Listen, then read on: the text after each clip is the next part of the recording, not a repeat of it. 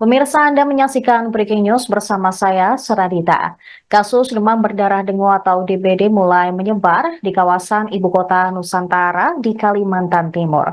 Bahkan penyakit menular yang disebabkan oleh gigitan nyamuk Aedes aegypti ini telah menjangkiti beberapa pekerja konstruksi proyek IKN yang tinggal di hunian pekerja konsultan atau HPK. Data terbaru pada Senin 4 November, ada belasan pasien DBD yang dirawat di RSUD Sepaku yang telah dipulangkan seluruhnya. Kepala Bagian Pelayanan Penunjang RSUD, Kecamatan Sepaku, dan Turplendiskes Muhammad Rumandi mengatakan pasien DBD sejak hari Minggu 3 November kemarin sudah mulai dipulangkan. Namun RSUD Sepaku bukan satu-satunya rumah sakit di sekitar IKN. Dia juga menyarankan agar mengecek di RSUD Mayapada atau Hermina yang ada di sekitar IKN. Terakhir pada hari Jumat, tercatat ada 4 pasien DBD yang dinyatakan sembuh. Bersama dengan itu juga masuk 10 pasien yang diduga menderita DBD.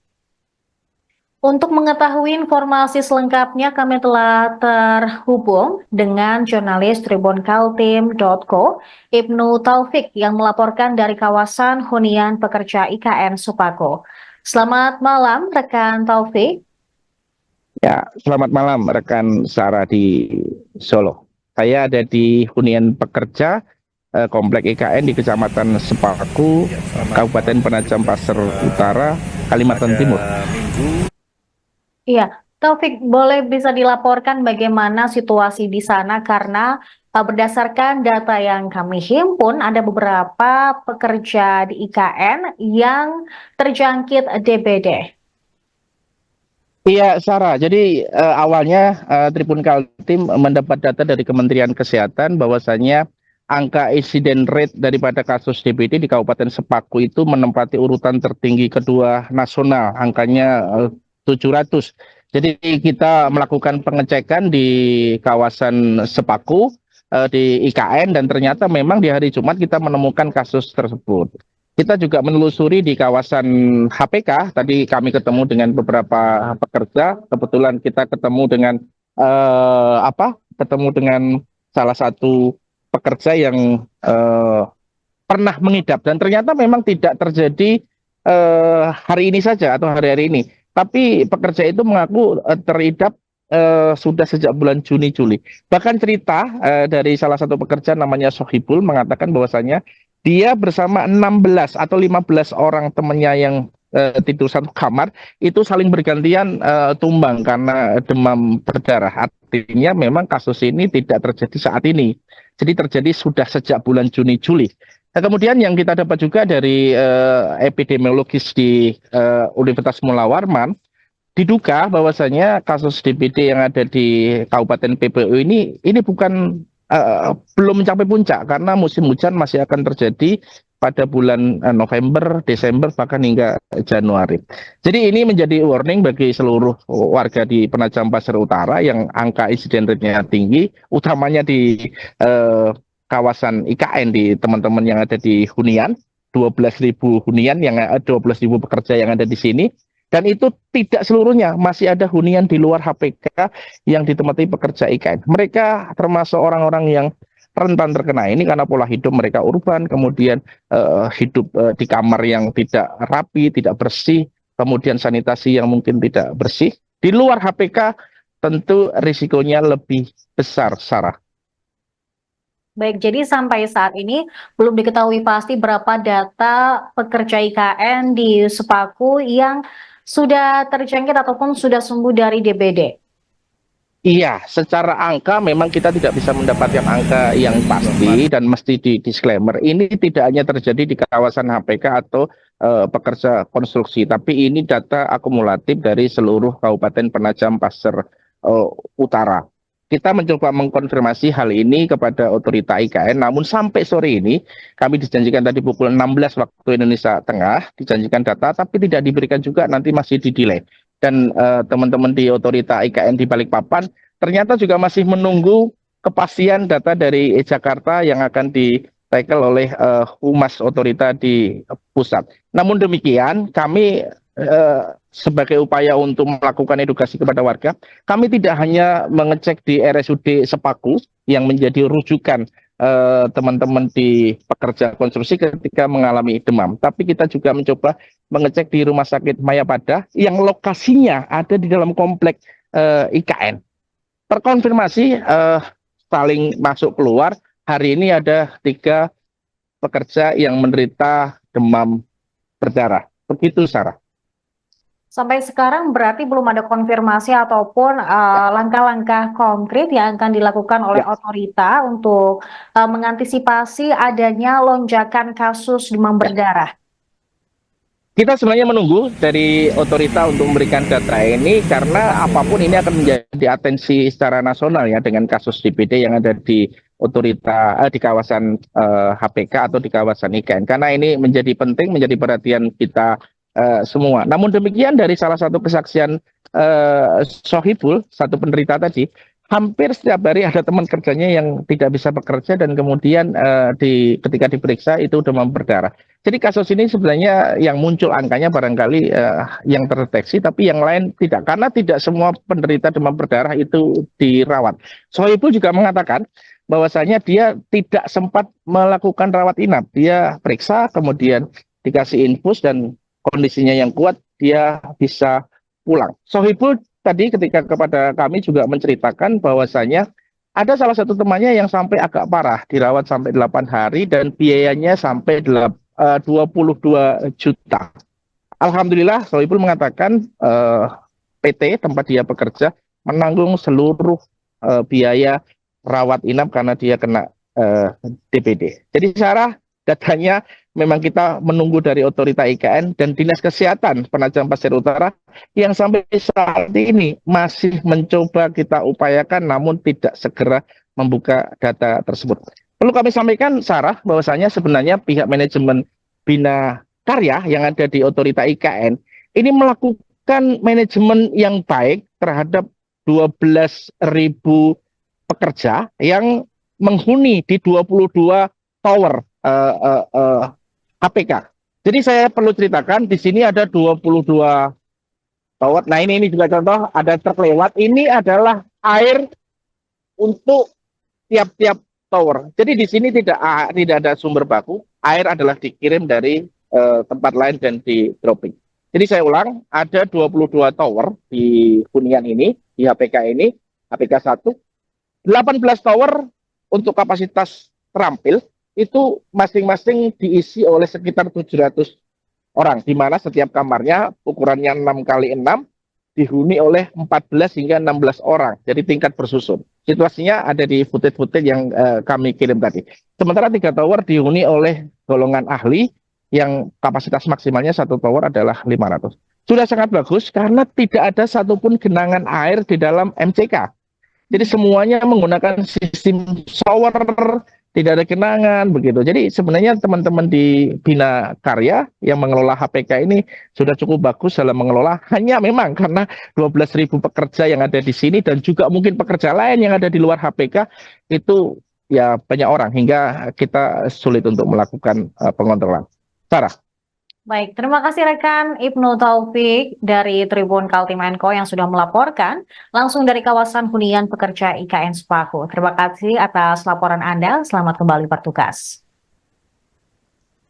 Dan pemirsa, kami juga telah menghimpun informasi dari mantan pasien DBD yang merupakan pekerja IKN dan juga manajer tenan Sosbud Hunian Pekerja 1 IKN. Berikut tayangannya untuk Anda. Ya.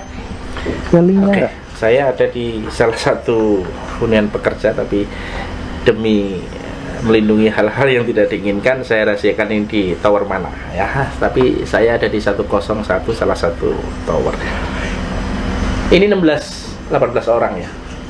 Nah, satu kamar ini ukuran berapa ini? 6 ya. 6 kali 6. Isinya 18 orang tingkat. Kebetulan ini satu keluarga. Saya kenal sama Mas Sohib. Ini mantan penderita demam berdarah tapi tidak dirawat, alhamdulillah ya Mas ya, tidak dirawat ya. Sudah saya saja biar Mas Sohib lebih tenang kalau ceritanya. Jadi beginilah ceritanya, banyak yang kena demam berdarah tapi tidak dirawat. Ada yang saling tolong menolong, kebetulan ya ada teman pekerja ya, begitulah situasinya. Dan memang terlalu padat ini menurut saya. Mereka demi berjuang mencari nafkah ya, halal, nafkah keluarga, dan ngampet kangen dengan keluarga. Ya, aja. Baik, saya berkesempatan ada di salah satu tower hunian pekerja. Cuman demi menjaga banyak hal, saya terpaksa menyembunyikan narasumber. Namanya Mas Sohib, ya. Ikut salah satu PT, dan dia adalah pernah kena DBD. Pernah. Cerita. Nggak usah ngeliat kamera, biar apa. Berapa hari? Kapan itu? Itu kurang lebih 5 bulan yang lalu. Oke, 5 bulan yang lalu. Waktu itu satu tim itu terkena DBD semua. Diperiksa klinik itu sudah positif DBD. 16 orang baru kena. Okay. Semuanya kena DBD. Okay. Di tangan sebagian itu bintik-bintik. Sudah bintik merah. Iya, bintik merah. Okay. Sebagian yang enggak. Cuma terus sama bosnya itu dibelikan apa itu namanya? Sari kurma. Nah, sari kurma untuk mencegah penyakit DBD. Ada sebagian teman saya ini yang terkena DBD itu sampai 8 hari dirawat inap di rumah sakit Sepaku, RSUD Sepak. Yang Mas cerita tadi, iya, sampai 20 juta habisnya 21 juta lebih, tapi dibayar sama perusahaan. Alhamdulillah dibayar perusahaan. Alhamdulillah perusahaan masih tanggung jawab. Keren. Iya. Setelah itu dipulangkan anaknya. Sama-sama dipulangkan. 16 orang itu? Iya, takut lebih parah itu. Mungkin. Semuanya 16 itu semua yang terkena penyakit DBD kurang lebih 1 mingguan lah. Itu pulang semua. Dan sekarang balik lagi, alhamdulillah. Mungkin kebal mungkin. Iya, sudah ada imun mungkin ya. Iya. Kalau Mas Soeb nggak sempat dirawat ya? Nggak sempat dirawat, cuma nggak sempat dirawat. Iya. Sempat diinfus ya. Iya, berarti kuat daya tahannya waktu itu. Tapi positif DBD. Positif DBD. Oke. Waktu itu 16 orang itu satu kamar atau enggak? Satu kamar. Satu kamar. Ini berarti hampir penuh kayak gini. Kamarnya nggak seperti ini. Kamarnya bedeng. Oh, di luar HPK ya? Di luar HPK, waktu di Sepaku itu. Waktu itu PT-nya memang sewa rumah. Sewa lahan untuk dibuat bedeng. Oke. Itu kondisi airnya? Kondisi airnya ya namanya di rantau lah gitu lah. Kadang kena, kadang ada air cuma kotor gitu. Oke. Mas Sohib waktu kena itu rasanya gimana? Lemes atau? Badan ini panas dingin. Demam ya? Panas dingin. Terus tidak bekerja? Kadang waktu 15 menit panas, 15 menit lagi dingin. Iya. Badan meriang itu semua. Panas banget. Nah, sebagai pekerja kan tidak ada keluarga di sini. Yang ngerawat siapa? Teman-teman sendiri. Oh, di antara teman pekerja itu saling merawat. Saling merawat. Astaga. Berarti yang yang satu itu gak kerja khusus untuk rawat yang satu. Oh, memang ini satu kampung ya, berasal dari satu kampung ya. Dari Jember. Jawa Timur. Ya oke lah. Kalau air gimana, Mas? Ini lebih jernih di Jember ya? Alhamdulillah jauh kan, saya pernah di Jember itu jernih sekali kan, di sungai aja. Dan ini air beli kan ya? Beli. Nah, Mas, ketika waktu 5 bulan lalu itu kena DBD banyak, ada perubahan, perilaku nggak, misalnya menjaga kebersihan di kamar mandi dan sebagainya? Ada instruksi kan? Kalau itu namanya satu tim lah, namanya satu tim yang nggak dijalankan secara normal seperti biasanya. Iya. Oke. Cuma efeknya itu setelah pulang itu ada lagi. Maksudnya? Setelah pulang itu kira-kira berapa hari itu kambuh lagi itu berarti. Oh gitu. Orang yang sama kambuh lagi. Teman saya ini ada 3 orang kambuh lagi. Setelah diperiksa katanya DBD di sana. Di rumah? Di rumah. Di kampung. Berarti dibawa pulang? Iya, dibawa pulang. Setelah di kampung itu dihimpus lagi. Oke, menurut pemahaman Mas Sohib, di antara pekerja IKN ini ada seringkali yang sakit dan selalu DBD begitu ya? Kemungkinan besarnya itu kalau sudah diperiksa di rumah sakit itu DBD mesti demam Iya, berdarah ya. pasti. Jadi ketika ada yang sakit, rasa demam, itu dibawa ke rumah sakit atau puskesmas, diagnosanya Nah, DBD. biasanya di sini arahannya ke klinik dulu. Setelah di klinik nggak mampu diarahkan ke rumah sakit. Itu pasti itu, Pak. Pasti DBD. Pasti dia. Dan itu tiap hari pasti ada. Kebanyakan itu pasti ada. Oh, oke. Ya sudahlah, inilah situasinya. Oke, apa lagi yang bisa diceritakan? Sudah. Thank you Mas Sohib. Moga-moga memberi informasi dan bermanfaat bagi pekerja yang lain untuk mengantisipasi tidak lagi kena DBD. Thank you Ibnu Taufik Juwaryanto dari salah satu kamar di HPK IKN. Silakan. Ya, aja. Baik, saya berkesempatan ada di salah satu tower hunian pekerja. Cuman demi menjaga banyak hal, saya terpaksa menyembunyikan narasumber namanya Mas Sohib ya. Sementara itu, kasus DBD juga terdeteksi di Rumah Sakit Mayapada yang ada di dalam kompleks IKN.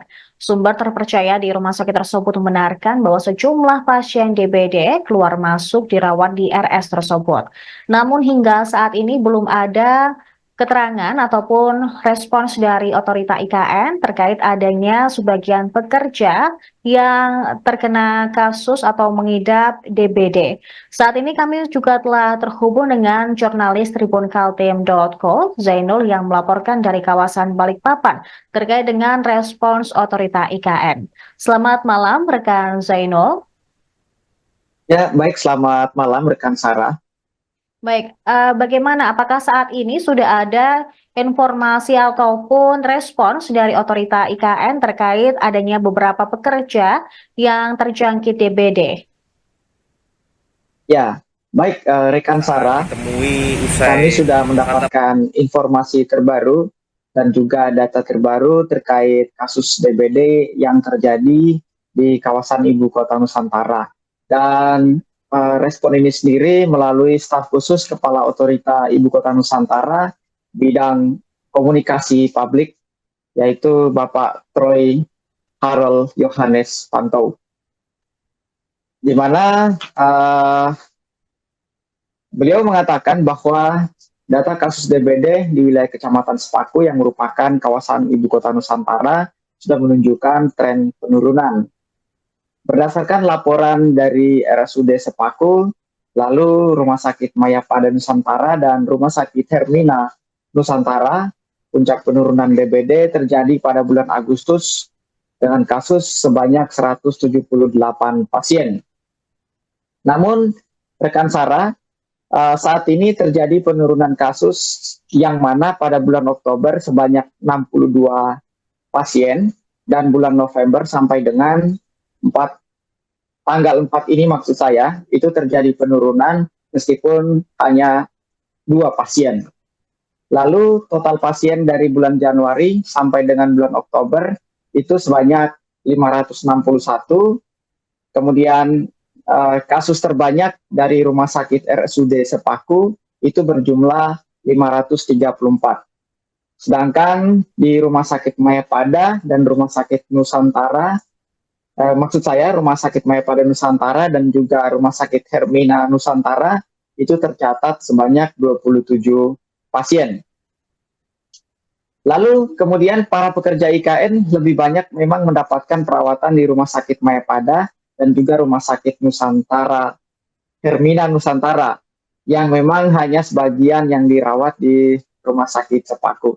Itu tadi laporan hasil konfirmasi kami dengan pihak otorita Ibu Kota Nusantara. Sementara itu rekan Sarah. Baik, rekan Zainul, tadi kan terkait beberapa data pasien yang sudah masuk di beberapa rumah sakit di sekitar Sepaku. Lalu apakah sudah ada instruksi khusus yang dikeluarkan oleh otorita IKN untuk mencegah lonjakan kasus DBD, khususnya untuk para pekerja di IKN? Ya, baik rekan Sarah, tadi memang juga sempat disampaikan bahwa bagaimana dengan kebijakan otorita dalam kebersihan lingkungan di HPK guna mencegah terjadinya atau penyebaran kasus DBD.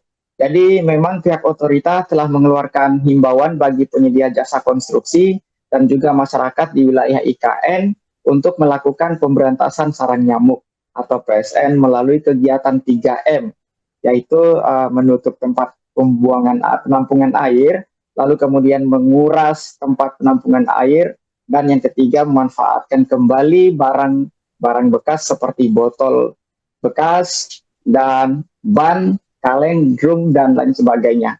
Selain itu juga rekan Sarah, otorita IKN bekerja sama dengan Kementerian Kesehatan dan juga Dinas Kesehatan telah melakukan fogging serentak di wilayah kawasan inti pusat pemerintahan atau KIPP yang memang ada di wilayah permukiman masyarakat di Kecamatan Sepaku. Selain itu, otorita IKN juga melaksanakan penaburan ikan pemangsa jentik di embung atau kolam di wilayah KIPP bekerja sama dengan Ikatan Ahli Kesehatan Masyarakat Indonesia, begitu.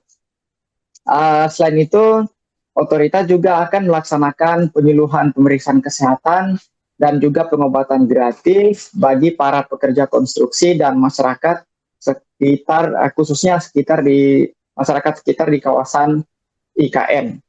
Dan yang terakhir juga, rekan Sarah, otorita akan melakukan penyiapan rumah sakit dan juga klinik di wilayah KIPP yang saat ini sudah beroperasi sebanyak 2 rumah sakit dan juga 3 klinik untuk pelayanan kesehatan bagi para pekerja konstruksi IKN. Sementara itu rekan Sarah. Baik, terima kasih rekan Zainul atas laporan Anda. Selamat kembali bertugas.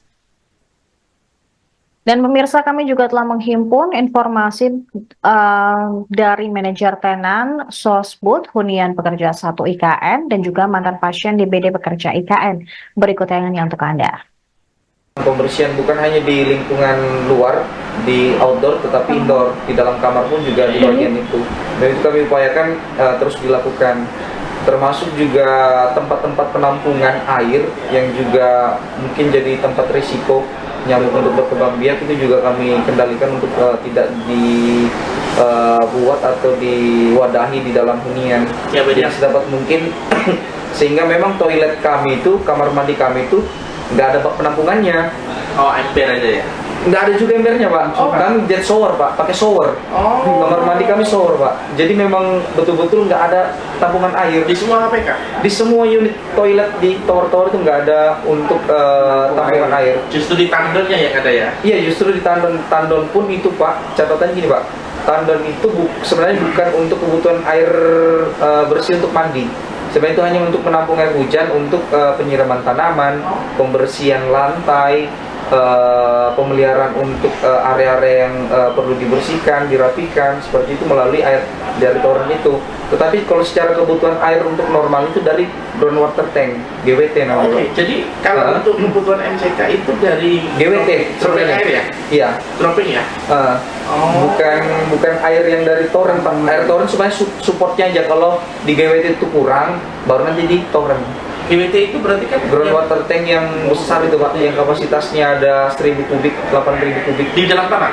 Bukan, ada, Pak, di atas. Oke. Jadi berdampingan dengan tower. Dan itu dikirim dari luar sini kan?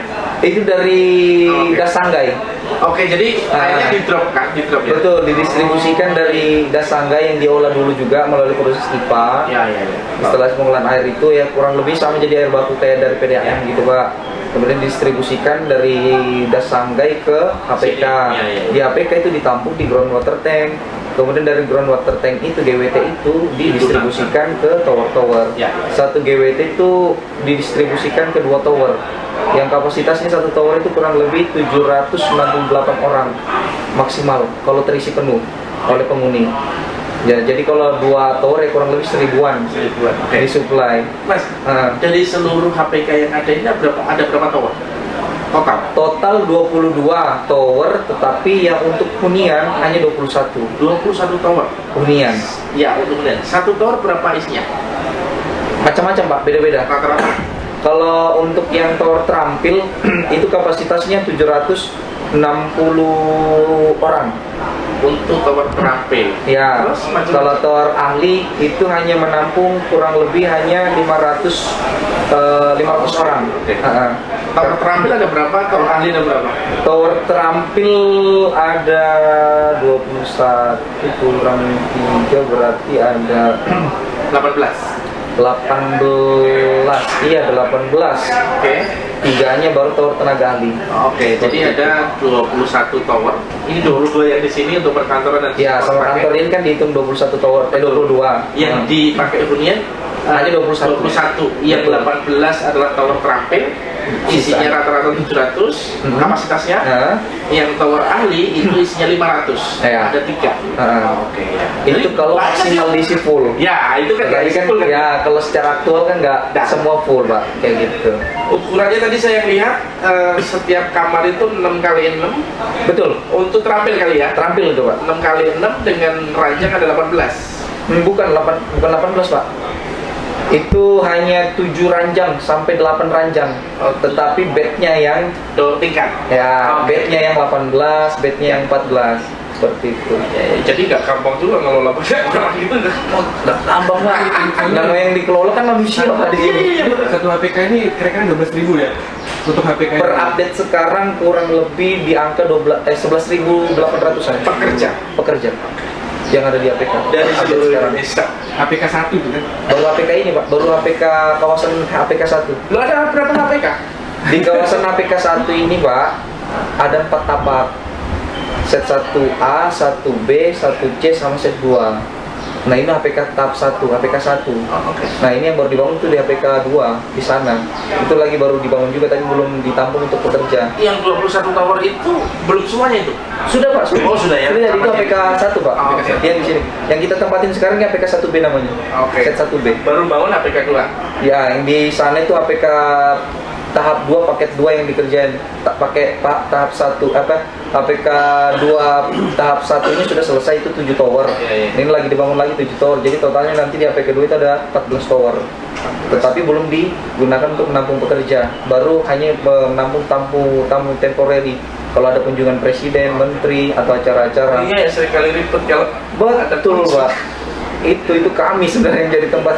Tapi prinsipnya terkait dengan angka demam berdarah yang tinggi ini di manajemen sudah melakukan segala upaya ya, intinya itu aja kan. Betul, sudah dilakukan berbagai upaya untuk itu, tapi Pencegahan. ya mungkin secara di lapangan ya mungkin Ya. ada aja namanya Ya, yang ya. ya, Pak ya.